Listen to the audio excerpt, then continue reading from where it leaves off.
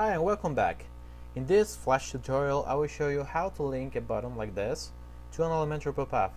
If you need further information about how to build a landing page or how to get Elementor Pro, please check out the other tutorials. So I'll go straight to the point.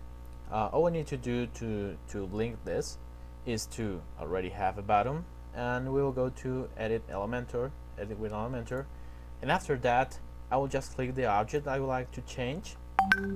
And in this part of the link we have dynamic tags here.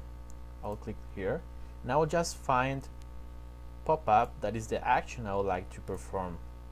I will click again when it says pop-up, and I will say open pop-up when I click.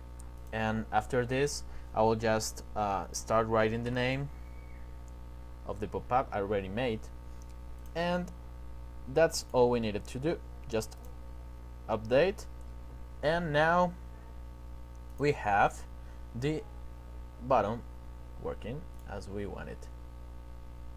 Hope it helps, and see you in the next tutorial.